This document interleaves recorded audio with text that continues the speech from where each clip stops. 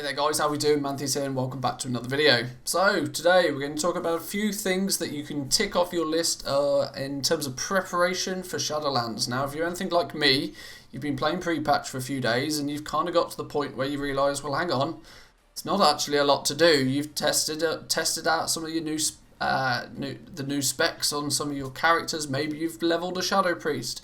Maybe you've done a whole bunch of stuff in pre-patch so far, but you've kind of come to the conclusion pretty quickly that, well, let's start looking ahead now. Let's look at Shadowlands and let's see what we can do and get ourselves prepared. Now, of course, on this channel, I focus very heavily on gold making and the economy and making gold in WoW in general. So I'm going to tailor a few things for you today. I've put a list of 5 things that I recommend doing before we get into Shadowlands that you can get cracking with now, and it kind of kills that void a little bit of that downtime that we have with pre-patch, certainly until we get to the Scourge invasion. So let's look at point number 1. Okay, so point number 1 sounds really simple, but get some of those characters leveled. There's a whole bunch of time now to be leveling up characters. Not only that, it's super quick to do. There's a few benefits of leveling your characters now. We've had the level squish. There's only 50 levels you actually need to acquire now. Not only that, you can pick them up virtually twice as fast as you ever could before. Throw some heirlooms on if you've got them. Not a big issue if you haven't got them. The leveling is still super quick. Another reason why it's probably the best time to do some leveling right now is loads of other people are also doing it. Leveling is much more fun, much easier when you're doing it within a group, and the fact that you can queue for dungeons, the dungeon queues are really quick, they almost instantly pop, especially if you're playing a tank or healer. Even if you're a DPS right now, at virtually any level in the game, the dungeon queues are nice and quick. Plus there's just loads of people about. If you want to put a group together and you want to go run some Mr. Pandaria zones, or you want to jump into Cataclysm and do a zone over there, you can do so now with the Chromie time. Leveling is really fun, it's really quick, it's really easy, and if you can get yourself to a position where you can get into Shadowlands and you've got all of your characters ready and waiting to go, it means from a profession point of view and a gold making point of view, your options are virtually limited. Every character has the ability to have 2 professions, and it means you can sort of start to tailor your characters in a more efficient way for making gold. So a couple of ones. Now I know everybody's not going to be able to have a full list of 50 characters. I've been playing the game for years now. It's just an advantage of playing it for a long time. But 3 that I would highly recommend every single person have. I'd highly recommend you get yourself a druid. First and foremost, if you don't have a druid and you're going to level anything, level a druid. Your druid is your absolutely ultimate gatherer. Give them mining, give them herbalism, and those guys are gods at farming materials for you. The fact that they don't even have to dismount when picking up herbs and have instant flight form is just so OP. They're super quick, super fast and fun to level up as well. I'd highly recommend leveling up a druid. I've even gone as far as leveling up a second druid, just so I can have 1 at max level and then 1 sort of twinked out at level 50 to go and do some gathering really fast. Secondly, if you don't already have one, I'd highly recommend getting yourself a Demon Hunter. Demon Hunters are one of the newer classes to the game, but their speed is almost second to none. They're super quick, they're super nimble, they're super agile.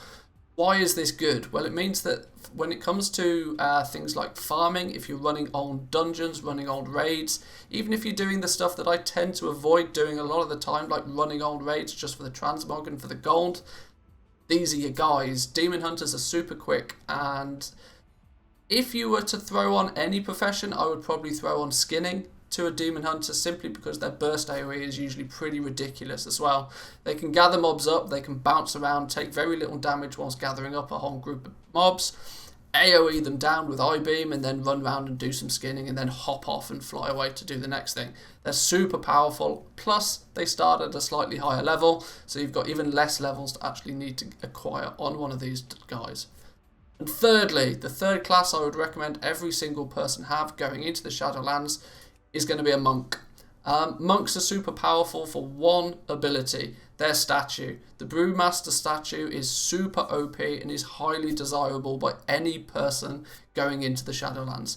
If you remember back to the beginning of BFA, there was a huge demand for monks, Brewmaster monks specifically, simply for their statue. Their entire job was to stand in one place, cast their statue, and make sure their statue didn't die.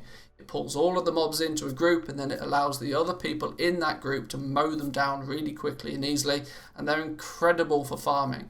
The 2x4 farming meta for like gathering materials, especially what was Tidespray Linen in BFA and what will be Shrouded Cloth in Shadowlands, the BOE potential options and even mounts that were available in BFA, made monks super powerhouses for farming and gathering and gold making in general.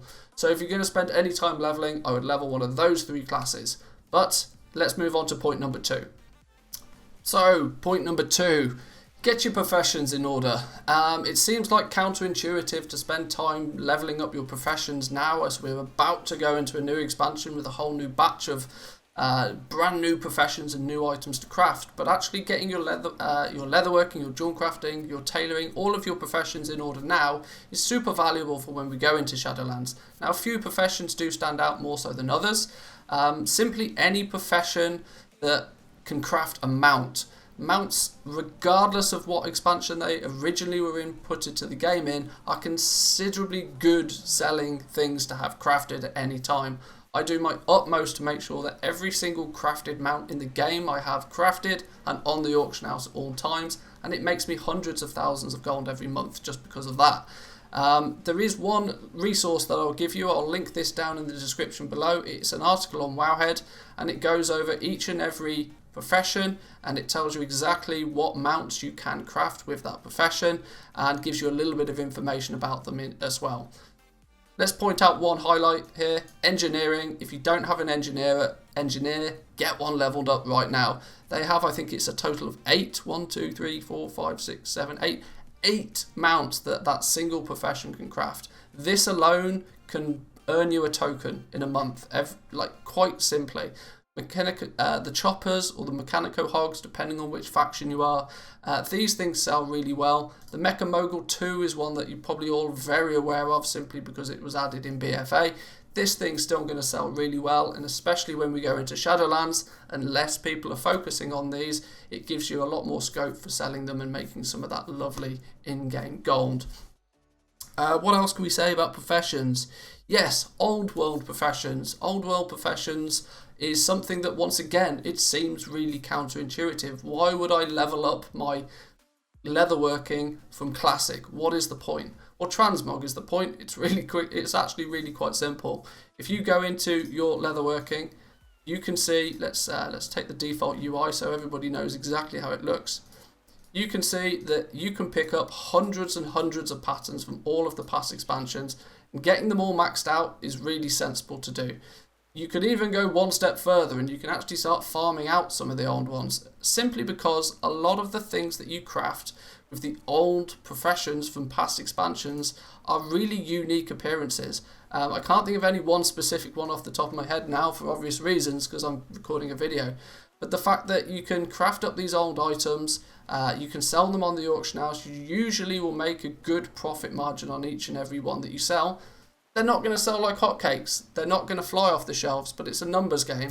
If you have 400 to 500 of the old world items crafted and listed on the auction house, you can expect to get a few sales each and every day, and then it makes restocking them really simple. This is the kind of stuff that is nice to have up and running, and a system that's already making and generating you gold, and it's good to have that in place before we go to a new expansion so that you can focus all of your time and efforts on specifically Shadowlands content if you wish, and this just runs in the background, keeps you restocks, maybe half an hour a week restocking each of the professions, and it can just continuously give you that nice steady stream of gold. Real simple, real easy, definitely highly recommended. One last thing I should probably just point out about professions as well. The reason now is the absolute best time to do it is because everybody's purging their guild banks. Every single character is going through their banks, or at least they should be. They're going through their banks and they're looking at all of the materials they've got from BFA and they're just dumping them on the auction house. We have seen huge crashes in prices on some of the materials right now, which makes it really, really cheap to level up these professions. Probably never cheaper than it will be going forward. So getting them leveled up now is potentially going to save you gold in the future. But let's get to point number 3. Okay then, guys and girls, point number 3. This one is pretty at first glance it sounds a bit ridiculous, but do your very best to complete BFA. Completed it. Only came out last week. Completed it. What do I mean by complete BFA? Well, I mean just make sure you've ticked off all of those little boxes of things that you really wanted to acquire, whether they be the pets or the mounts, or tick off the last few of those achievements and just try and get them done and dusted out the way before we go into a new expansion. An example I've put on screen is Goldmaking. This mount has evaded me for virtually the entire expansion. That's not to say I've not had it in my possession. I've actually farmed this dude up a few times, but every time I've found one, every time I've had it to drop, I've looked at the price of it on the auction house and I've gone, maybe this time I'll just sell it. I'll learn it next time. What that's ultimately meant is I've got to the end of the expansion and yeah, I've made a load of gold farming these up, but I've still not learnt it myself. So spend a little bit of time getting out there, learn the few last mounts that you want to, and you'll, trust me, you'll thank me for it later. The reason this came to mind specifically is mainly because I didn't do this in Legion. When we went from Legion to Battle for Azeroth, there was a lot of stuff I left in Legion that was kind of incomplete. I didn't finish off all of the reputations I wanted to. I didn't farm up enough of the Paragon boxes, so there was still like a few toys that I was missing from Legion. And for the entirety of BFA, it's frustrated me every time I had to go back to a past expansion specifically to farm out just 1 or 2 things. It's been a frustration that I would highly hope that you guys don't have. So tick those last few boxes and get BFA complete. There's one final tip I'll give with that one, and it's a little you guys will probably know this. It's a little add-on called All the Things. If you've ever watched an Asmongold stream, you'll know exactly what this is. But it simply is a way for you to track all of the things. This can be transmog items, this can be mounts, this can be pets, this can be quests, this can be achievements, this can be a whole bunch of different stuff. If you actually fly into a specific zone, it will give you a list of all of the things that you can still do in that zone. And you can customize this. I've customized it a little bit so that it will only show me certain things. I only want to see the pets that I'm missing. I only want to see the mounts that I'm missing. And any other key items. So you'll see there are things like the abyssal fragments. It shows me Goldmaking is still evading my possession. And even the honeyback harvester, I really need to get my ass into gear and actually get this thing. Another thing that if you tick the box now, get it completed now, it's not so much a gold making thing like a lot of the other tips in this video have been, but it's really a peace of mind, and it means that you can focus on Shadowlands when we get there and really maximize your time in Shadowlands. Let's look at tip number 4. Okay, so tip number 4. Do your banks look like this? There's a good chance they do. For example, my reagent tab is absolutely stuffed full of complete garbo. My bank is, in fairness, my bank is looking pretty tight right now. There's a bunch of stuff that probably shouldn't be in there, but my reagent tab still needs a little bit of work on it. One thing I'd recommend doing is giving yourself enough storage space so that you can take a character into the Shadowlands and you've got all of the inventory space you like. That does also go as far as to say, clean out your bags, make sure you've got good sized bags.